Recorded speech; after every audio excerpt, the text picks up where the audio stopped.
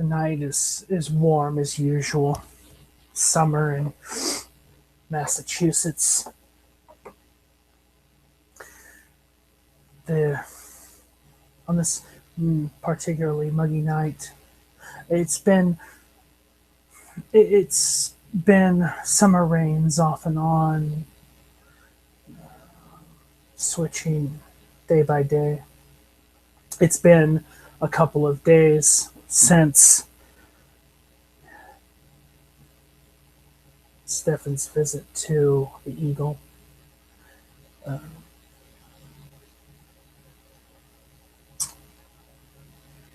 Today is now Sunday. Later on this evening, we'll start the beginning of a 7-day week as he covers for Dave for 2 days, given what happened last week. It's going to be very busy.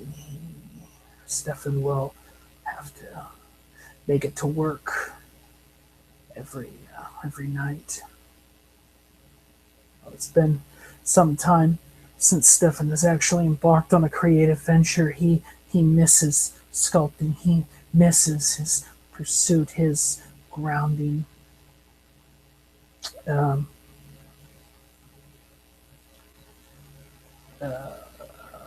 Activity. It's more than just a grounding activity. It's what he loves. He's off work. He catches a cab. He's actually had a fairly decent night for tips at the last resort. It was a oddly busy, but it was a pleasant surprise for him. He doesn't know if this will be the only one, but surprises are surprises. That's what makes them pleasant. Or that's what makes them, what they are. That's what makes them spontaneous. They happen out of nowhere. They catch you unawares. He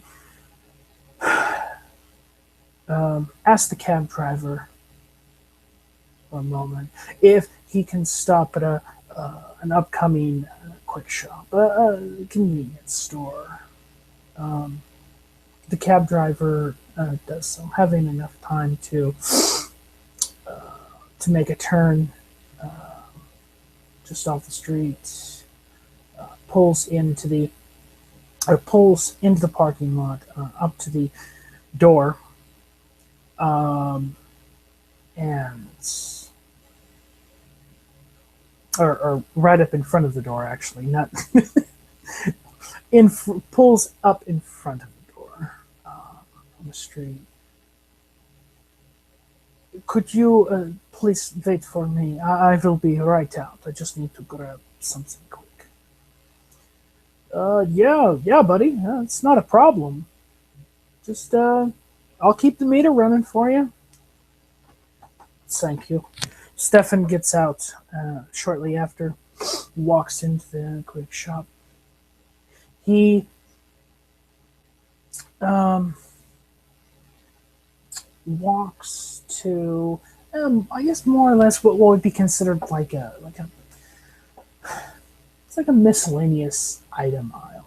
It's got everything from Tylenol to condoms, flashlights, electrical tape, packing tape, envelopes, stationery.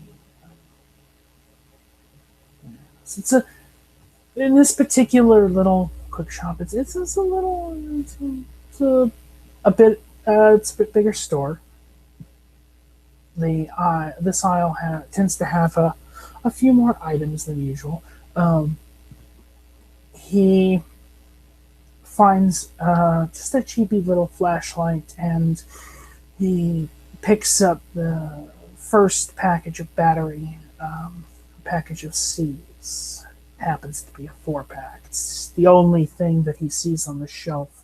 He grabs one, grabs the flashlight, and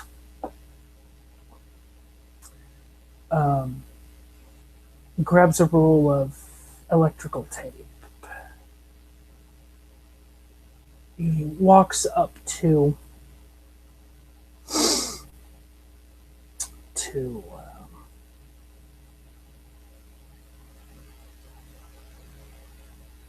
the uh,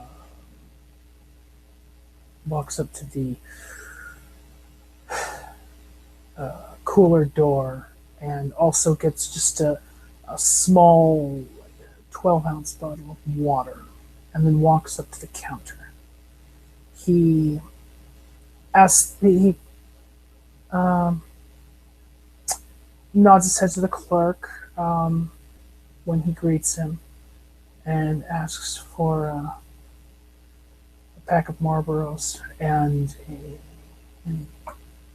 just grabs a lighter off of the little lighter stand on the counter. Rings up the total. That'll be that'll be 1935, sir. Stefan pulls out a 20. Would you like a bag? Yes, please, thank you. The clerk puts everything in the bag rather quickly, hands Stefan his change. He leaves it in basically like a little, you know, take a penny, leave a penny cup, that kind of thing. Stefan grabs the bag and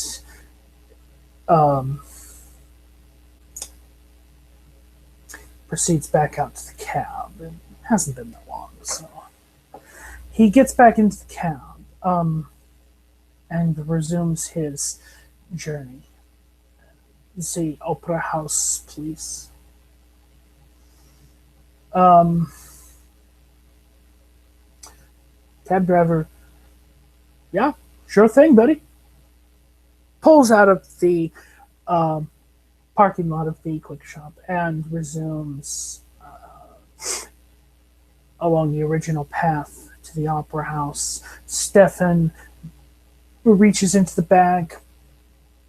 Not a very big paper bag. It's just a small one, but it's big enough to hold everything without being odd. Grabs the flashlight with the bag open. It's about medium size. Pops open the packaging of the flashlight. Pops open the packaging of the batteries. Grabs a couple of them out. Places them into the flashlight. Kind of holds it away from the driver. Test it. Works fine.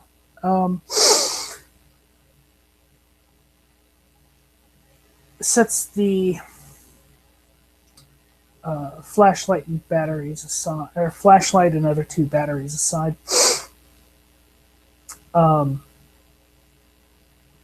Grabs the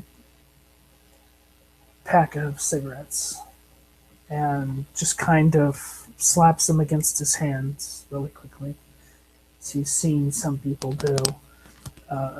Takes the cellophane, opens it up, takes the top of the foil off, puts that back into the bag just to have some place to put it.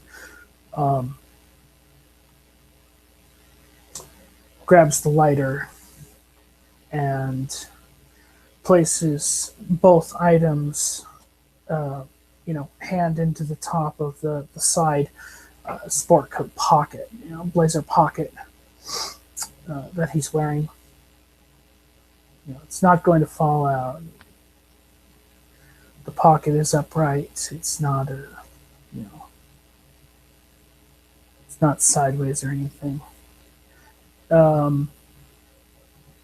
Grabs the package with the other two batteries, places that into the opposite pocket, grabs the electrical tape, and also places that with the batteries. And grabs the bottle of water and flashlight. He kind of he seeing the meter, grabs a 20 out of his wallet, places his wallet back into one of the inner breast pockets of his coat, of his jacket, having it ready, holding the water and the flashlight, the bag tucked up under an arm. Not too long after that, the cab pulls up in front of the opera house in the historic district. And Stefan hands the cab driver the 20. Just keep the change. Thank you very much. The cab driver, it's like only $1 over what the fare is, but nonetheless, thanks. You have a good night, mister. Thank you very much. Stefan gets out of the cab, closing the door behind him, waits for the cab driver to pull off. Once the cab is out of sight, it doesn't take too long, a few moments. Stefan walks up to the door of the opera house. He sees a garbage can on the street. He just quickly takes the bag with now trash, places that into the receptacle, places the bottle of water into a back trouser pocket, holds the flashlight in his left hand. He walks up to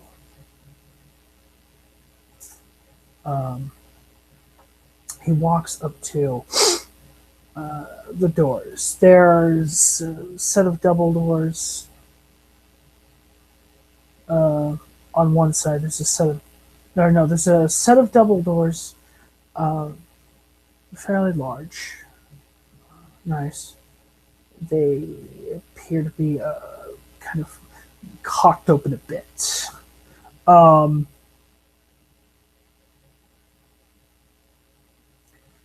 He walks in the opera house, turning on the flashlight. As he steps in, close the door behind him, he focuses his perceptions as he has before in the past. He concentrates for a moment,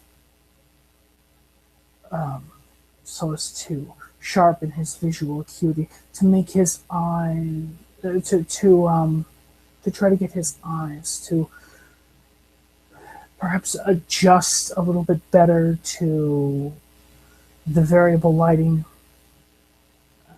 being dark in the opera house, the flashlight he's holding, etc., etc.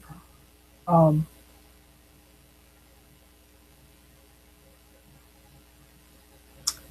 few moments later, he opens his eyes again. Just a brief moment, they were closed and then open again. He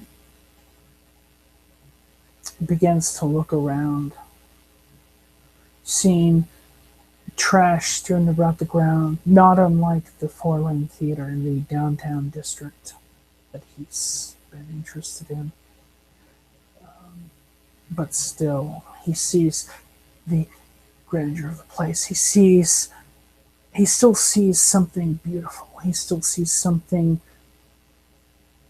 pleasant, something that could be again. But this is not that theater. This would take much more to maintain. This would be a lot more costly venture. Nonetheless, he looks around with an open mind.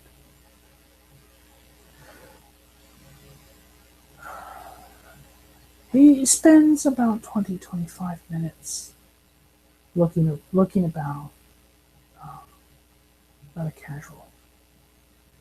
He finds a an old soda can laying about. Presumably, there have been squatters in this building. A shame that it should happen. It's about the. It's one of the only types of this, only kinds of this type of garbage, this type of trash. But he takes the soda can and he finds a place to sit um, in the balcony of the place. Um, Lucky for him, the balcony is not condemned. The balcony is not extremely weak. He um, he takes a seat. Um, and takes the bottle of water out of his pocket as he does so, setting the light down on the seat next to him, just so he can kind of so he keeps track of it, and so that he has a little bit of light to work with. Pours just a tiny bit of water into the can, and finds a place to set that can. Sets the bottle of water up next to it. Um, and pulls a cigarette out of the pack, strikes it up, strikes the lighter, and then places both back into his right exterior pocket. He grabs the flashlight with his left hand and sets it gently to where it won't fall next to the bottle of water.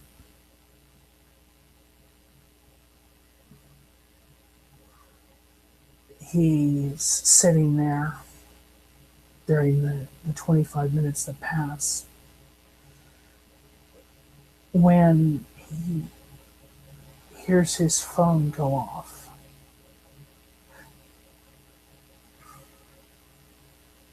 He's been a night owl for so long because, well, it's very difficult to operate during the daylight hours when it may kill you, or even still, may be impossible to stay awake during those daylight hours. But he looks at the number coming up on the phone. He doesn't recognize it, but this doesn't mean that he doesn't know. He flips open the phone, holds it to his ear, hits the answer button. Yeah, hello? It's Gloria. She sounds a bit confused. She doesn't know exactly why she's calling. Stefan has expected this, though not this time. He knows that she should technically be asleep. Nonetheless, he continues with the phone call. Yeah. Oh, Gloria, how are you doing? It's good to hear that you got home safely that night. Yes. I am quite surprised. I am surprised because I expect you to be asleep. Yeah, yeah. I yeah, because of my profession. I work at night. Yeah. Perpetual night owl. You know how the graveyard shifts are. It can be. It can be. It's a living though. Yeah. Um, I believe I believe they can set something up. I believe they can meet. Not during this week. I'm going to be working all 7 days, covering for a co-worker who covered for me. It was good to it's good to hear from you, Gloria. I am I am glad that you are doing quite well.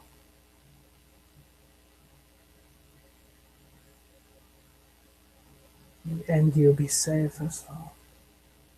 Have a good have a good day at work tomorrow, if you work. Thank you for your call. You too. Bye.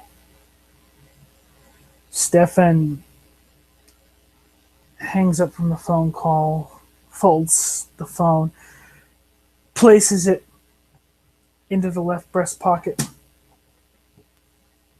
and takes a drag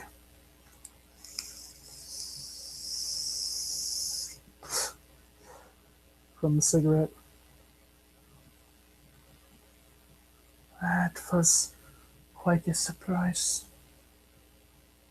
Pleasant one. Not. It was.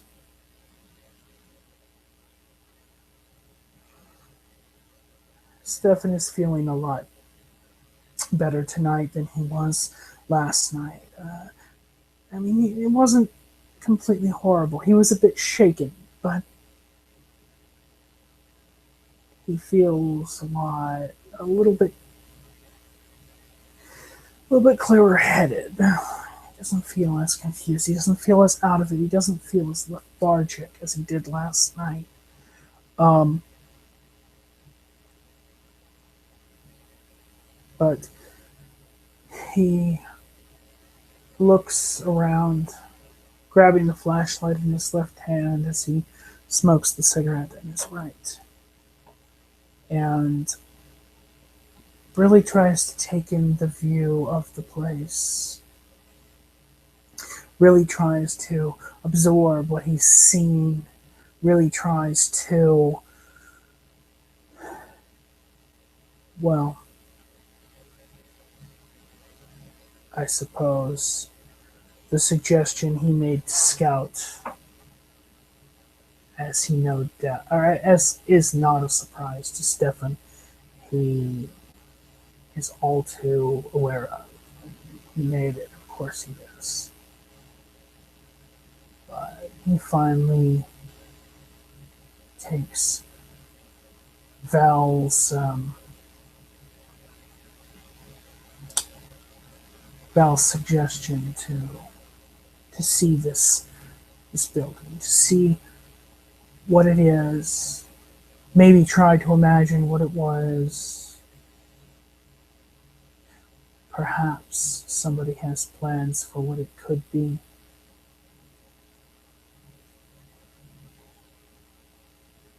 It doesn't spend too much longer. It's coming up on 3 in the morning.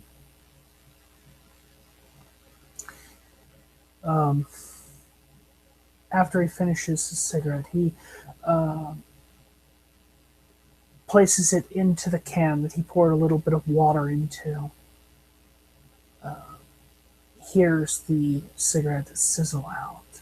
Just leaves the can and the bottle of water sitting on the edge of the balcony there, on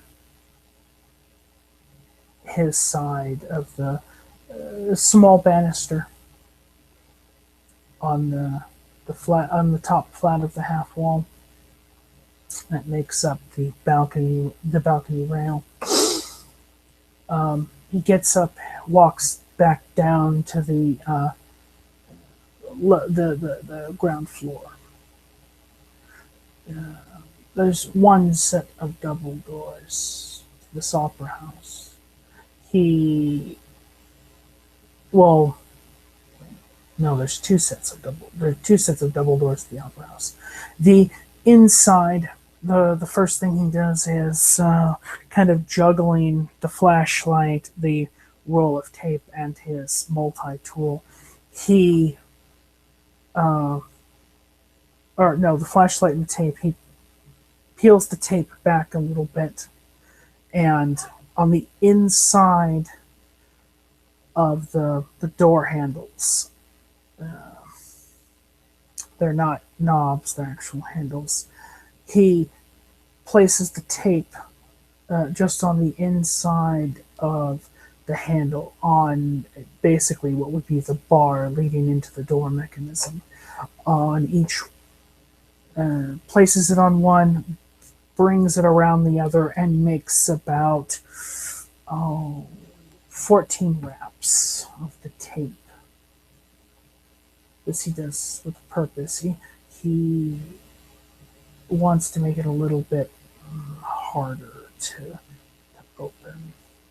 Not that it will necessarily stop anyone. I mean, it's tape. But after that, he takes the multi-tool really quickly, cuts the tape just to make it quick, walks out the door, trying to close it, make it flush and level the rest of the outside. Does the same thing, but on this side, but this time on the outside of the door, and this time he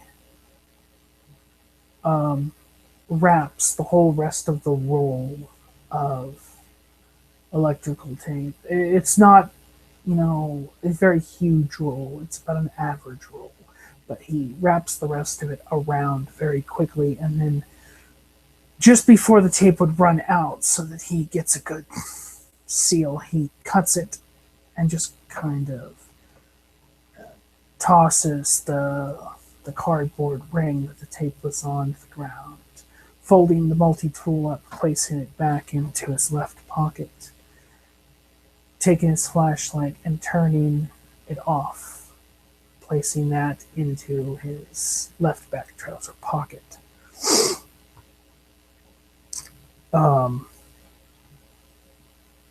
Steps back a little bit and takes in the exterior of the opera house, really takes it in at this point. He remarks to himself, "This is quite a sight. This is quite a beauty, quite an impressive thing to see.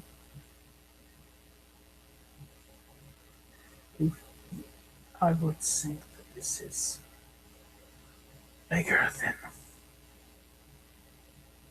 I would have expected, but no, no." It just kind of trails off of his thoughts. Eventually, he turns and begins walking north. After a few blocks, he takes his phone back out, calls for a cab. While he's making that phone call, well, let's see. No, he's hoping that maybe while he's making the phone call, he'll see a cab, but no, he's not in luck.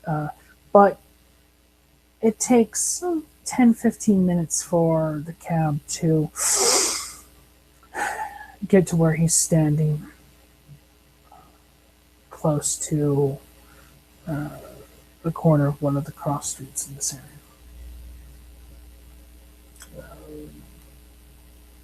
Lincoln, I believe. And he tells the driver the location of his apartment, and begins heading home